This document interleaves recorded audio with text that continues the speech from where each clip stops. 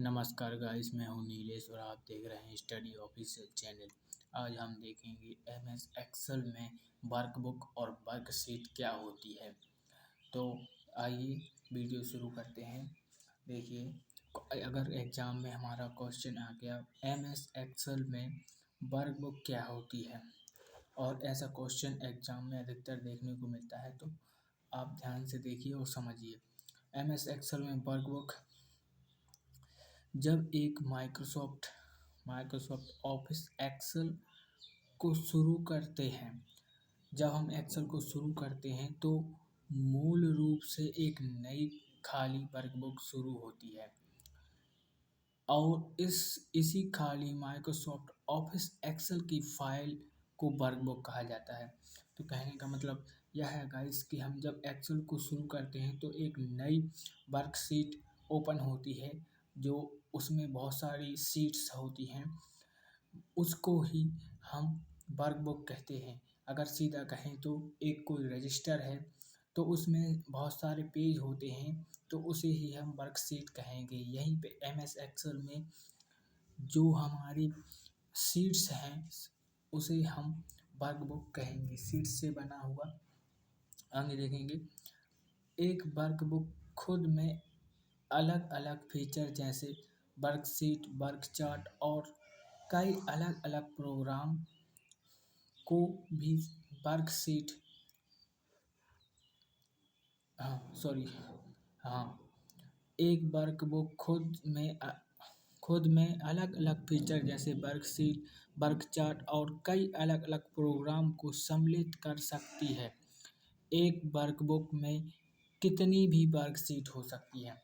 जैसे कि कोई वर्कशीट है, वर्कबुक है, उसमें अलग अलग फीचर वर्कशीट, वर्क चार्ट और कई अलग अलग प्रोग्राम सम्मिलित होते हैं, जिसमें हम उसमें चार्ट बनाते हैं, मार्कशीट बनाते हैं और भी अन्य प्रकार के कई हम डाटा एंट्री सारा कुछ उसमें कर सकते हैं।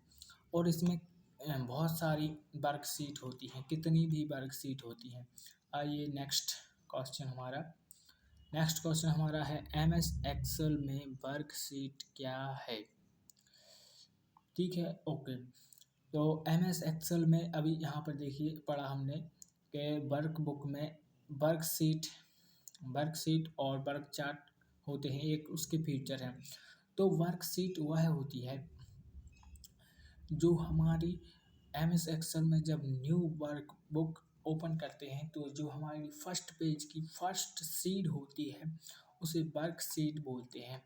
जैसे माइक्रोसॉफ्ट ऑफिस एक्सेल में एक सिंगल स्प्रेडशीट, मतलब जो हमारी पहली शीट होती है उसे वर्कशीट बोलेंगे। स्प्रेडशीट में रो और कॉलम से मिलकर बनी होती है।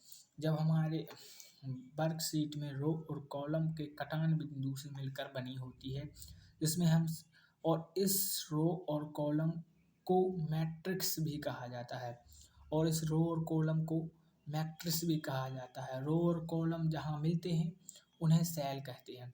सीधा सीधा ऑप्शन है कि रो और रो और कॉलम के कटान बिंदुओं को सेल कहा जाता है। यहाँ पे सेल, तो उन्हें सेल कहा जाता है। यहाँ पे देखिए उन्हें सेल कहा जाता है। और हर स्प्रेडशीट में हर स्प्रेडशीट के अंदर हर सेल का खुद का एक यूनिक सेल एड्रेस होता है। यानी कि जब हम सेल पर क्लिक करते हैं तो वहाँ पर देखिए A1, A2, F2 ऐसा कुछ लिख के आ जाता है। तो वो सेल का एक यूनिक सेल एड्रेस हो जाता है। जैसे उदाहरण के लिए यहाँ पे देखिए, जैसे हमने A लिखा और A2 लिखा, ओके। तो यहाँ पे देखिए, एक मिनट गाइस, हाँ, यहाँ पर हमने A2 लिखा था, ओके। तो ये हमारा फर्स्ट कॉलम का फर्स्ट कॉलम में ए नंबर का जो कॉलम है उसका हो जाता है सेल एड्रेस। ओके गाइस, आशा है कि आप समझ गए होंगे। वीडियो को लाइक करें, सब्सक्राइब करें और अन्य लोगों को शेयर करें। धन्यवाद।